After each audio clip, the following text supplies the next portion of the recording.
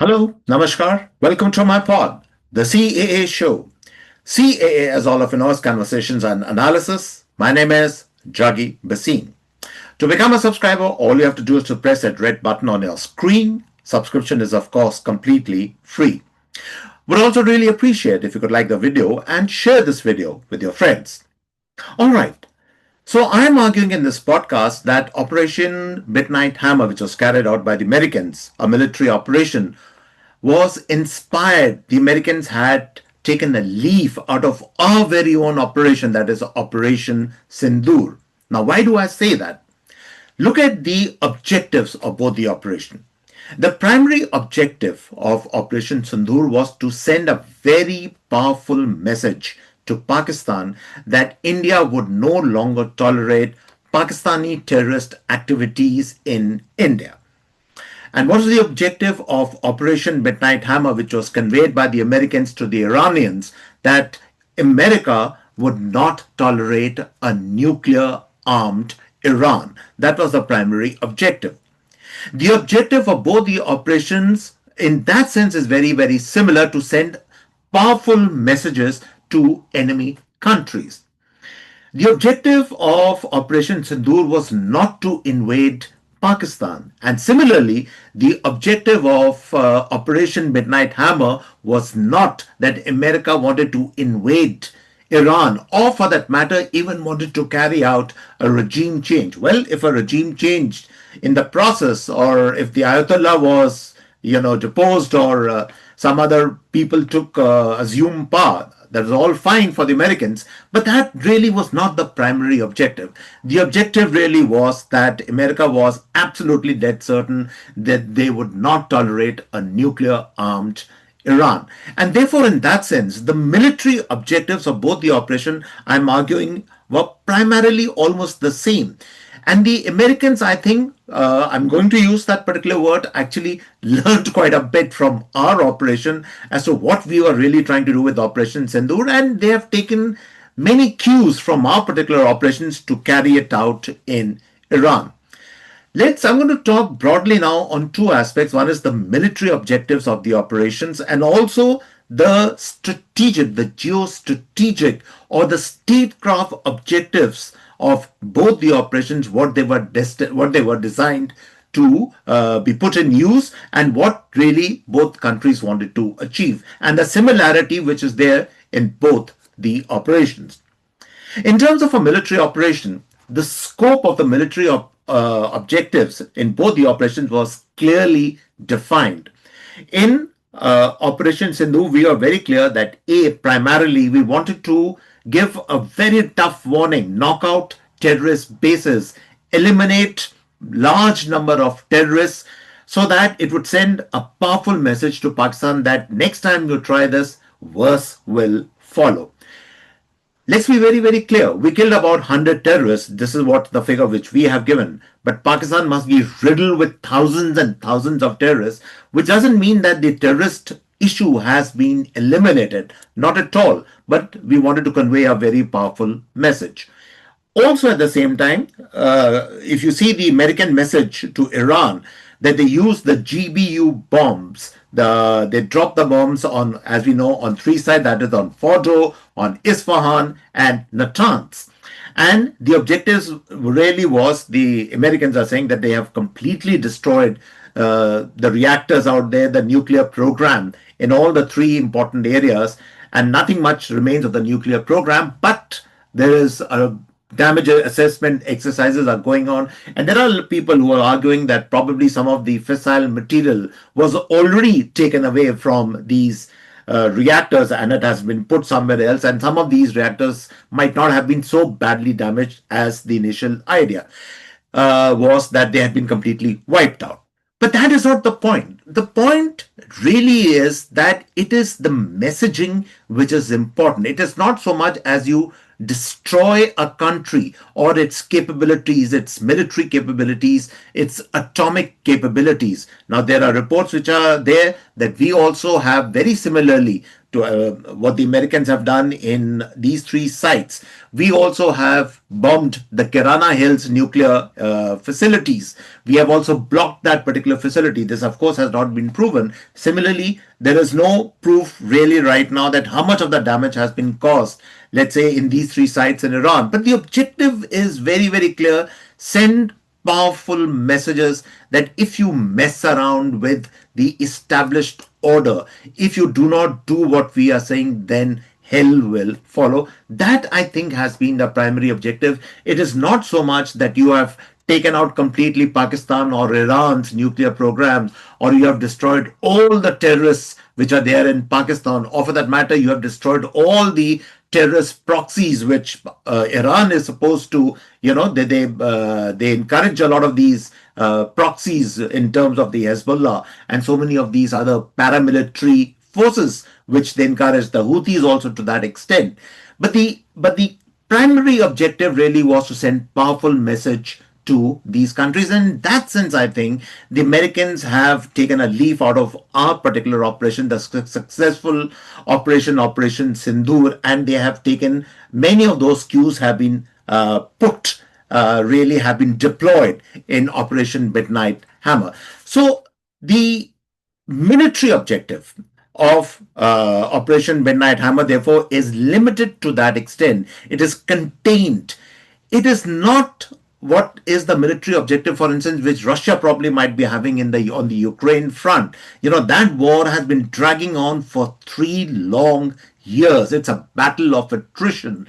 Inch by inch, mile by mile, kilometer by kilometer, the Russians are advancing in Ukraine, but it's taking them forever to realize their objectives. That was not the objective of both Operation Sindoor and Operation Midnight Hammer. These were short, swift, deadly, precise operations designed to, as I said, I'm repeating again and again, to carry out messages, to give messages, to certainly devastate the military and the atomic infrastructure, but not completely wipe out a country or devastate a country completely. That was not the objective. It was to send powerful messages that if you go beyond a certain point, this will follow or worse will follow the next time. That was the objective.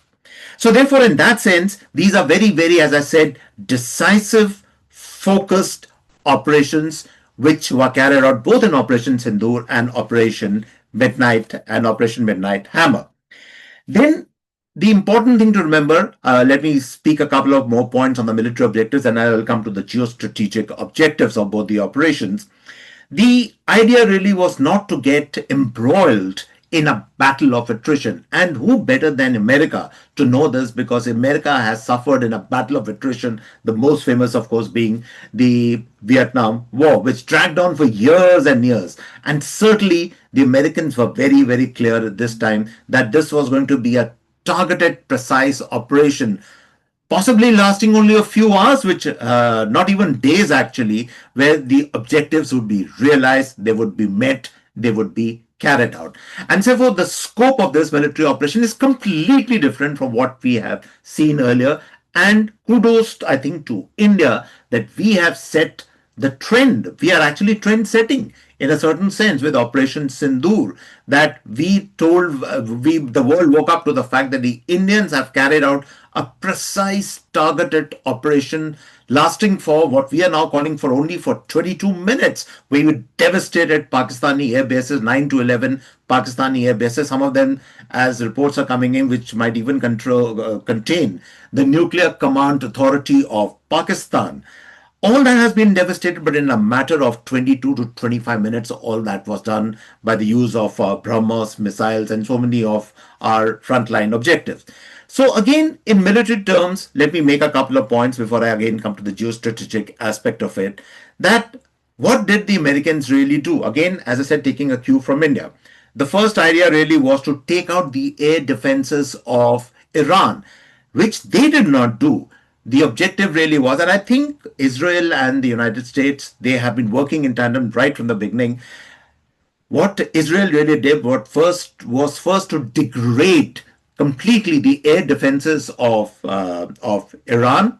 There was a time when they, as I said, they owned the skies over Iran completely. They were making free bombing runs till a time came when the time was right when only the US could deliver those knockout punches with their bunker buster bombs, the GBU bombs.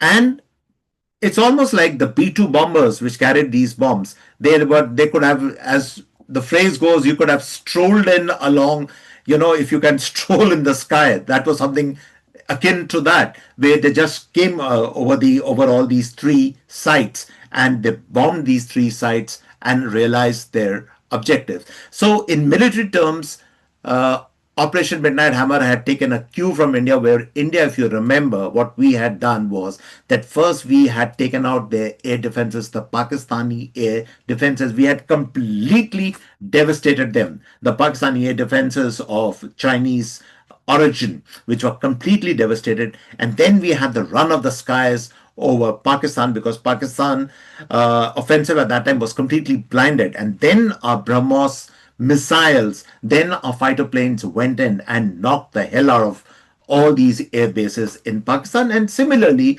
the Americans, in tandem with the Israelis, did exactly the same thing. That first, the air defenses were completely crippled, devastated. You had the run of the skies over Iran, and then you could realize your military objectives. So, in that sense, the world today has seen two operations in quick succession, which are absolutely brilliantly conceived, which were militarily, they were short, swift, decisive, and they stand out in so much in sharp contrast to the Russia-Ukraine war, which seems to be dragging on and on and on and on without an end. And even though everybody knows that Russia is probably winning the war, but the end goal is still nowhere in sight.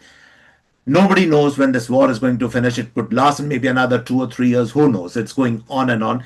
Contrast that military operation, which, by the way, again, the Russians define not as war. They define it as a military operation, and contrast these military operations that were carried out both when India carried out against Pakistan, and then the Israelis and then the Americans carried out against Iran. Contrast the two operations, and you get the entire story. So in that sense, there is in these military operations a fixed timeline. There is a fixed objective. There is a sense of urgency. There is a sense that it cannot be allowed to stretch, that it cannot go on and on. It has to be contained. It has to be deadly contained. But above all, as I keep saying, it has to send powerful message to the enemy country.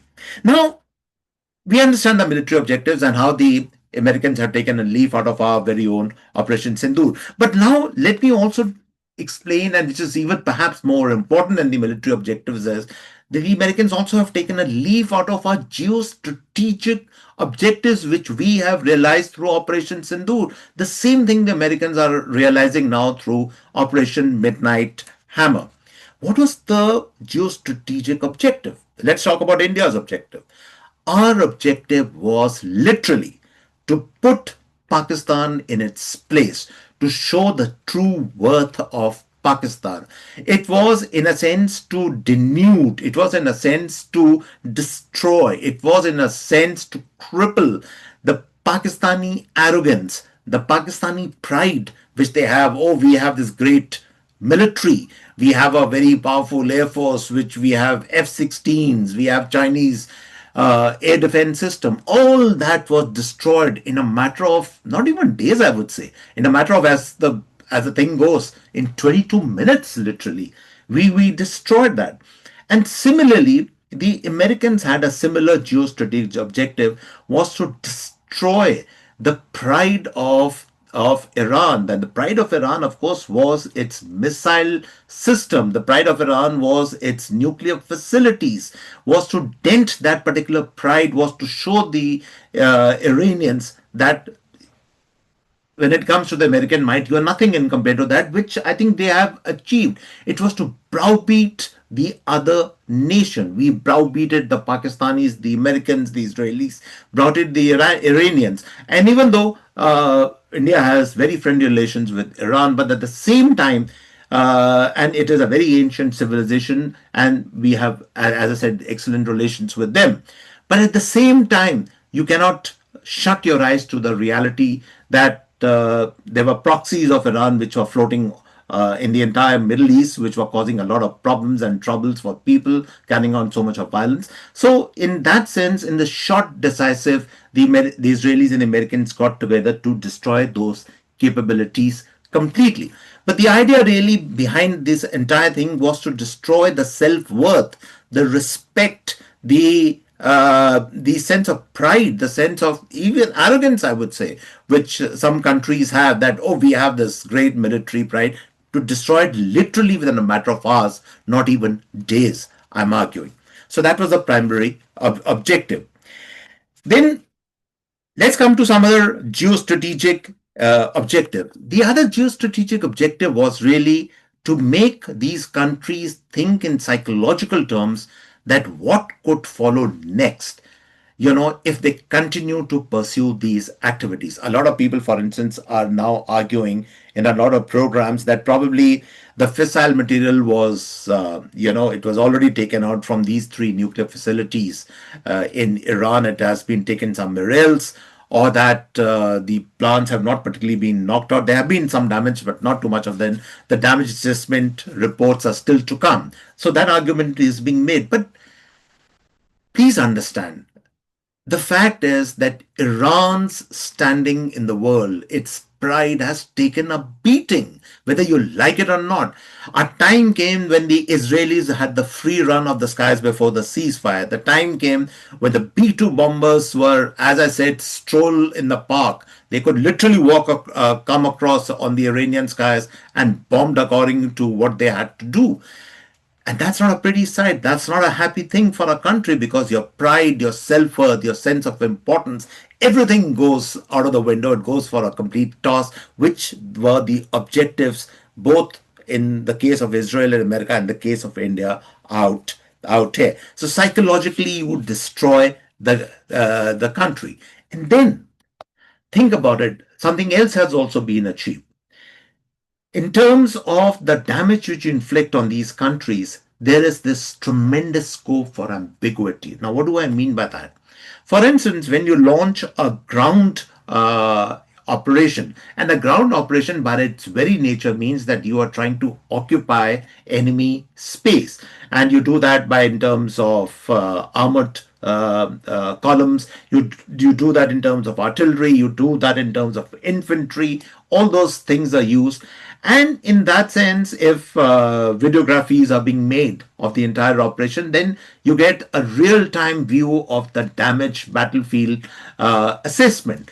But when you bomb from the sky, when you're carrying out air raids, whether through missiles or through fighter planes, then all that you get to see are at the most satellite imagery. And what does satellite imagery show you? For instance, in the case of Natanz and the case of Fodro, we are seeing these three big holes which have been created in an area.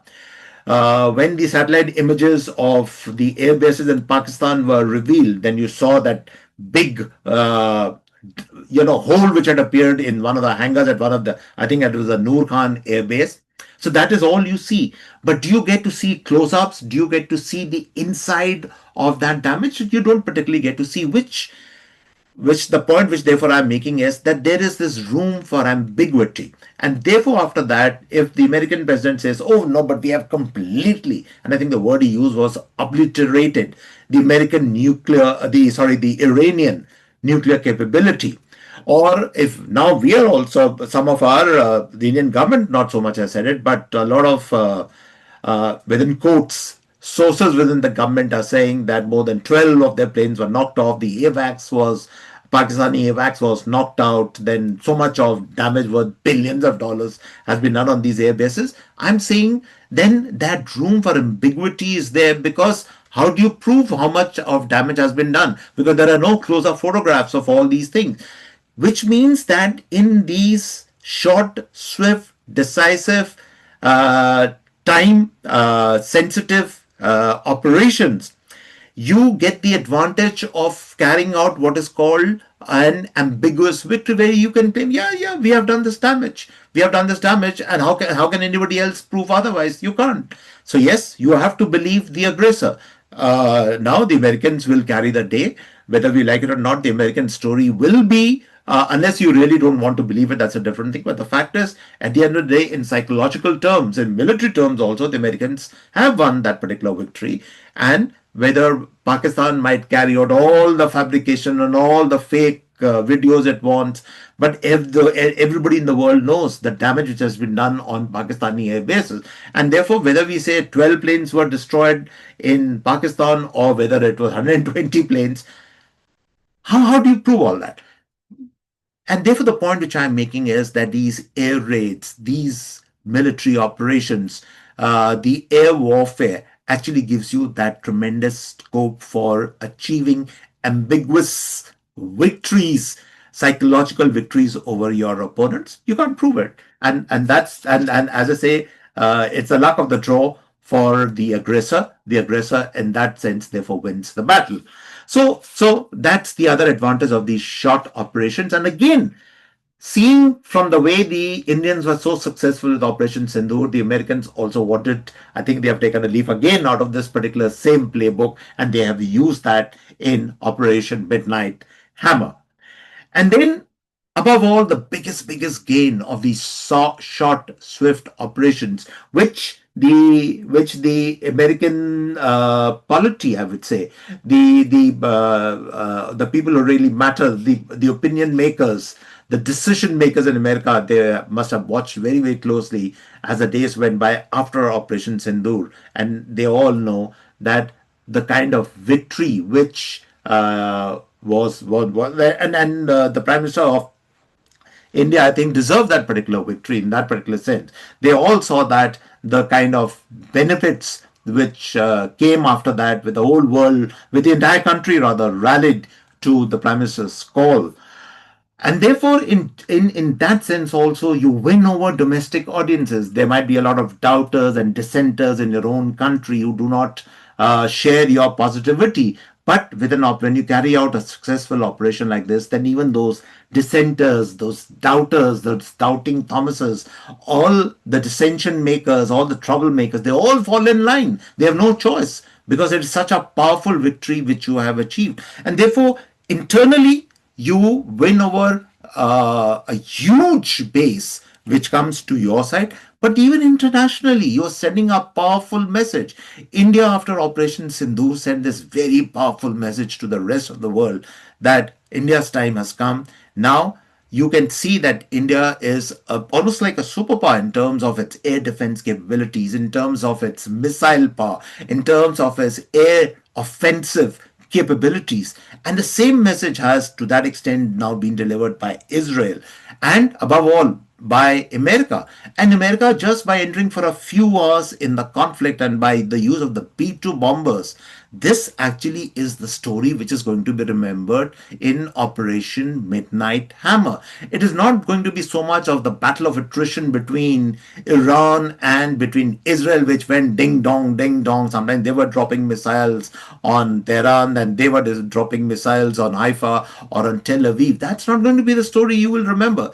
The story of Operation Midnight Hammer will be the story of the American B-2 bombers, which dropped their payload on the 3 nuclear sites in Iran.